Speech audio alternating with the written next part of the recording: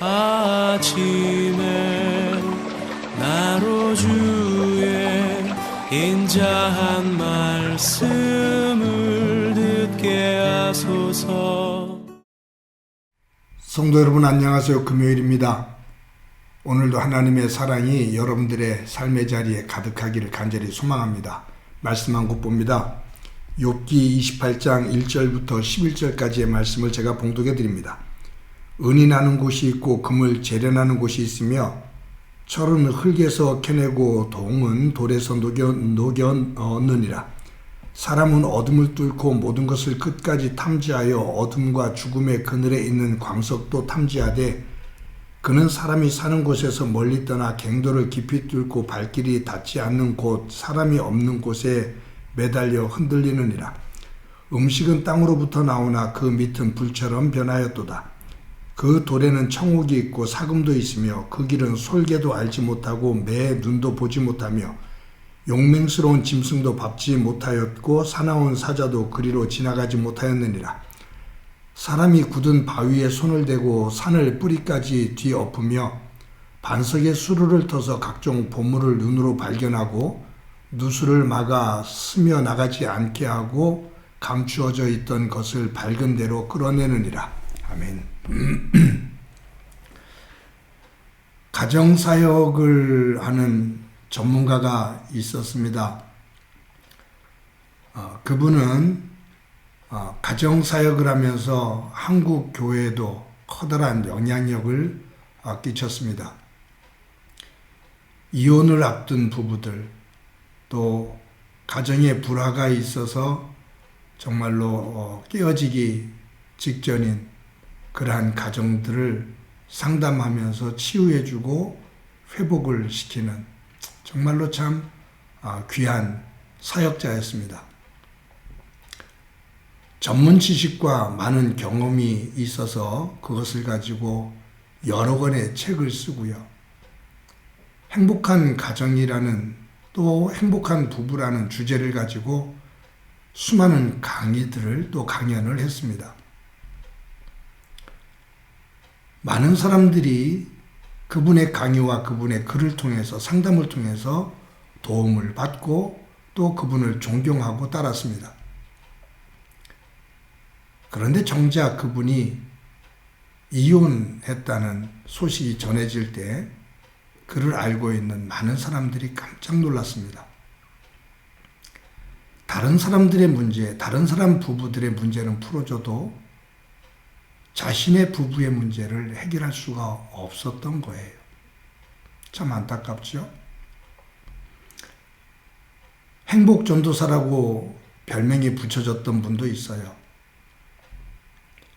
사람들이 많은 고통 속에 살고 있을 때 그들을 상담하면서 그 고난 속에서 담겨있는 의미들을 찾게 하고 행복을 만들어가는 그 과정을 격려하고 상담하며 지지했던, 그래서 사람들이 그분을 행복전도사다 그랬어요.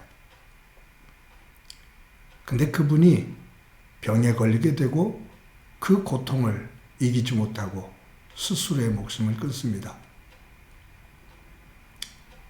남의 고통을 극복할 수 있는 방법, 그 길, 그 가치에 대해서 수없이 상담하고 격려하며 세웠는데 자신의 고통은 끝내 가르쳤던 그 내용대로 서지를 못했던 거죠. 안다는 것 매우 중요합니다. 제대로 안다는 것도 참 어렵고요. 아는 것도 어렵지만 아는 것을 직접 살아간다는 것은 더 어려운 것 같습니다. 아는 지식을 남에게 전달할 수는 있는데 아는 것을 내 몸으로 살아간다. 참 어렵습니다. 목사인 저도 그 부류에 속하는 사람 가운데 한 사람입니다. 욥, 이 욥이 살았던 시대가 어느 시대였을까? 정확하게 알 수가 없어요. 근데 성서학자들은 대략 기원전 1900년에서 1500년 정도의 인물일 거다라고 그렇게 추측을 합니다. 출애굽기가 기원전 14세기, 13세기 정도에 일어났던 사건으로 그렇게 말이 되니까 아마 요셉 시대에 그러한 시대에 살았던 사람으로 보여져요. 굉장히 오래전의 사람이죠. 고대 사람입니다. 그런데 욥이 지금 오늘 본문 28절에서 말하는 이 내용을 보면 그는 당대 최고의 지식인 가운데 한 사람이었다는 것을 알 수가 있어요. 철을 재련하고 지하 광물에 대한 통찰력, 그 지식이 뛰어나요. 그 지하에서 광물을 캐내어내는 과정, 그것을 재련해서 녹여서 동을 만드는 과정, 그리고 수로를 만드는 과정, 이런 지하 갱도에서 광물들을 캐내고 그것을 정제해서 하나의 금속으로 만들어내는 그 과정을 꿰뚫고 있어요. 지금이야 이것이 상식적인 부분이지만 기원전 1900년대, 1500년 그 사이에 이 정도의 지식을 가지고 있다라고 한다면 지금으로 말하면 개론 프로젝트라든가 우주선을 쏜다든가 하는 최첨단의 지식을 꿰뚫고 있는 지식인입니다. 당대 최고의 지식인이라고 볼 수가 있어요. 그의 새 친구들도 마찬가지고요.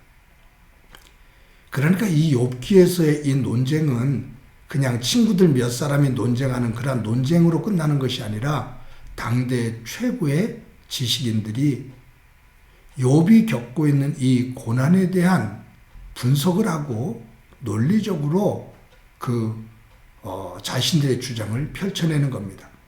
웬만한 사람들은 이 사람들의 논리에 반박을 할 수 없을 만큼의 아주 체계적인 그러한 논리를 가지고 방대한 지식을 끄집어내서 자기들의 주장을 펼치고 있어요.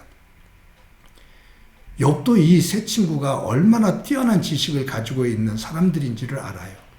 그래서 욥이 오늘 28장에서 1절부터 11절까지 그 자연계, 광물, 그 지하 갱도, 이러한 부분에 사람들이 이러한 부분을 다 이만큼 알고 있어 라고 말하면서 12절에 그러나 라고 접속사를 사용해서 그러나 라고 반전을 이루어요. 이 말은 뭐냐 하면 그래, 너희들이 알고 있는 꿰뚫고 있는 지식의 세계 대단해. 내가 그거 인정할게.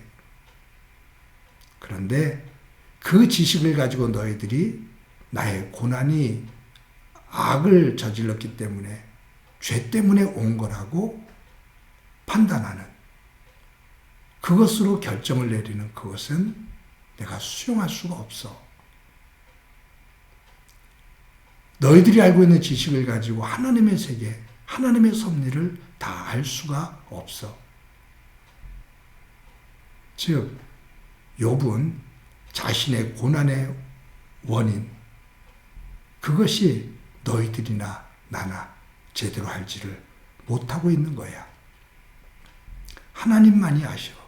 그 말이에요.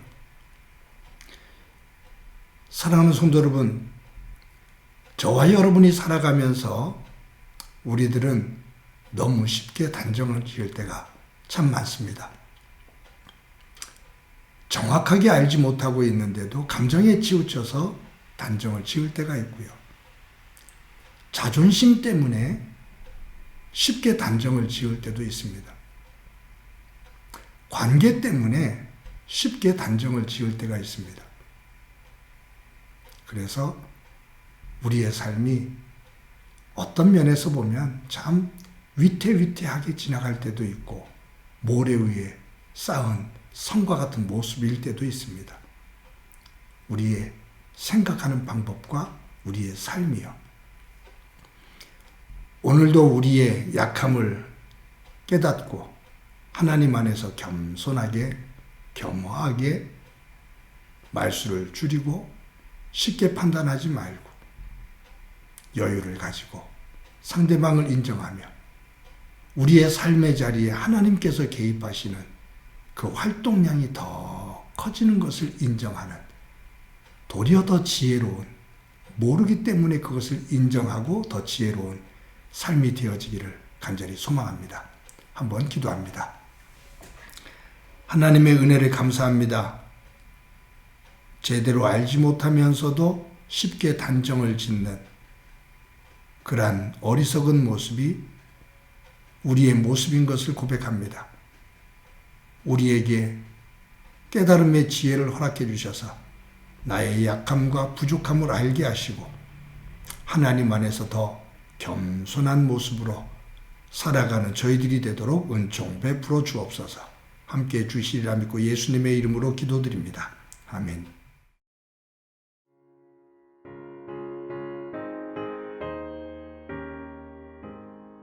저 높은 곳을 향하여 날마다 나아갑니다. 내 뜻과 정성 모아서 날마다 기도합니다. 내 주여 내 맘 붙드사 그곳에 있게 하소서. 그곳은 빛과 사랑이 언제나 넘치옵니다. 괴로움과 죄가 있는 곳 나 비록 여기 살아도 빛나고 높은 저곳을 날마다 바라봅니다.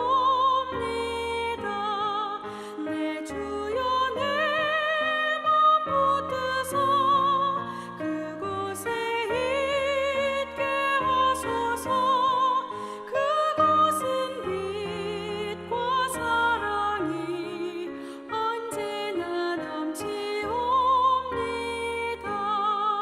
의심의 안개 거치고 근심의 구름 없는 곳 기쁘고 참된 평화가 거기만 있사옵니다. 내 주여 내 맘 붙드사 그곳에 있게 하소서. 그곳은 빛과 사랑이 언제나 넘치옵니다.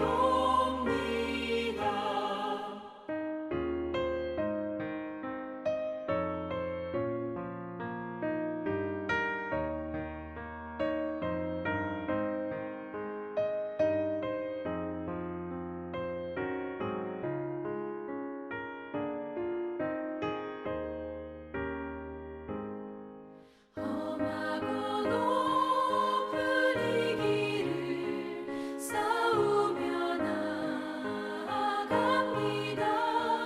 다시금 기도하오니 내 주여 인도하소서. 내 주여 내 맘 붙드사 그곳에 있게 하소서. 그곳은 빛과 사랑이 언제나 넘치옵니다. 내 주를 따라 올라가 저 높은 곳에 우뚝 서 영원한 복락 누리며 즐거운 노래 부르리. 내 주여 내 맘 붙드사 그곳에 있게 하소서.